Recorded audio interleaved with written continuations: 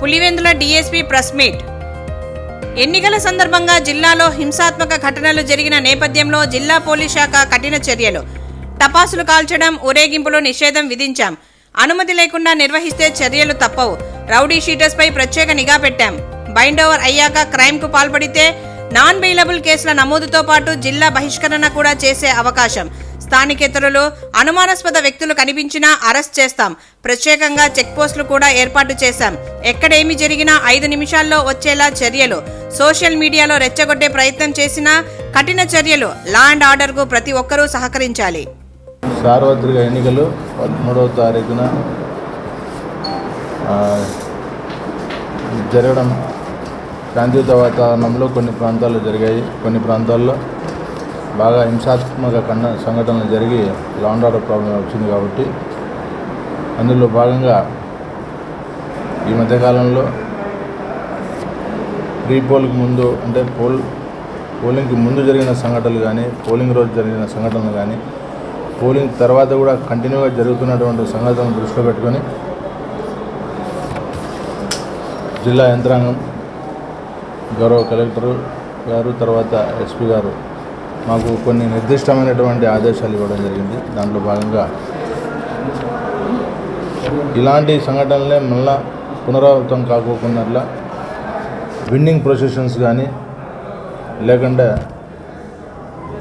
Rallies, తర్వాత టపాకాయలు కాల్చడం, మెరవన్లు ఇవన్నీ కూడా నిషిద్ధము. ఈ మధ్యకాలంలో ఎవరైనా కూడా పర్మిషన్ లేకోకుండా ఏదైనా జరిగినా కూడా వారి మీద నాన్ బెయిలబుల్ సెక్షన్ల కింద కేసులు నమోదు చేయడం జరుగుతుంది. అట్లాగే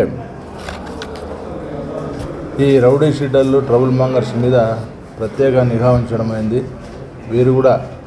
వీరి మీద షాడో పార్టీ కూడా నడుస్తుంటుంది. వీరు ప్రతి ఒక్క కదలికలను పసిగట్టి ఏదైనా వైలెంట్ యాక్ట్స్ ఏమైనా చేస్తే కన్నా వారి మీద ఖచ్చితంగా నాన్ బెయిలబుల్ సెక్షన్లతో చర్యలు తీసుకోవడం జరుగుతుంది. రిపీటెడ్గా చేసిన వాళ్ళు ఎవరైతే ఉంటారో క్రైమ్లో వారికి పీడీ యాక్ట్ ప్రపోజల్స్ కానీ, లేదంటే ఎక్స్టర్న్మెంట్, జిల్లా బహిష్కరణ కూడా జరిగేటువంటి పరిస్థితి ఉంది. సో ఇవన్నీ దృష్టిలో పెట్టుకోండి. అందరికీ కూడా నేను ఈ మీడియా పరంగా మా పోలీస్ వారి నుంచి కొన్ని సూచనలు కావచ్చు, హెచ్చరికలు కావచ్చు, దయచేసి వీటినన్నీ గుర్తుపెట్టుకుని లా అండ్ ఆర్డర్ని మెయింటైన్ చేయాల్సినటువంటి మా బాధ్యతలో భాగంగా అటువైపు ఎవరైతే ఉన్నారో వాళ్ళందరూ కూడా అన్ని పార్టీల వారికి కూడాను పబ్లిక్ పీస్, ట్రాంక్విలిటీ మెయింటైన్ చేసినగా పోలీసులు సహకరించాలని మీ అందరికీ ఈ మీడియా ద్వారా విన్నవించుకుంటున్నాను. Thank you. ముఖ్యంగా సంఘటనలో పాల్గొన్నటువంటి ప్రతి ముద్దాయిల్ని అరెస్ట్ చేయడం జరుగుతుంది.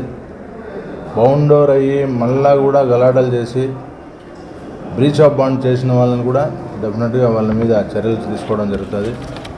బ్రీచ్ ఆఫ్ బాండ్ చేసిన వారికి షూరిటీ అమౌంట్ ఎంత అయితే ఉంటుందో వాటిని ఖచ్చితంగా వాళ్ళు కట్టి ఆ నిబంధనలు ఖచ్చితంగా పాటించాలి. అదర్వైజ్ వారెంట్ ఎగ్జిక్యూట్ అవుతుంది, వాళ్ళు రిమాండ్ పోయేటువంటి పరిస్థితి ఉంటుంది. కాబట్టి అది కూడా దృష్టి పెట్టుకోవాలి.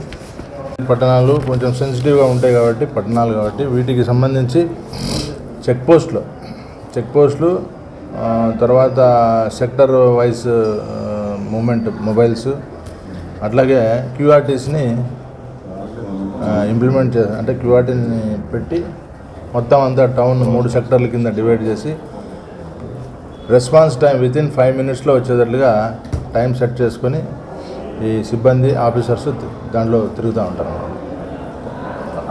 అన్వాంటెడ్ ఫెలోస్ మా ఏరియాలో కనపడితే మాత్రం వాళ్ళని కూడా ప్రివెంటివ్ అరెస్ట్ చేయడం. లోకల్స్ మాత్రమే అలౌడ్. మిగతా వేరే ఏరియాస్ నుంచి, జిల్లాల నుంచి వచ్చి ఇక్కడ ఉండి ఇక్కడ అల్లర్లకు పాల్పడే అవకాశం ఉంది. కాబట్టి వాళ్ళని ఖచ్చితంగా ప్రివెంటివ్ అరెస్ట్ చేయడం జరుగుతుంది. Thank you.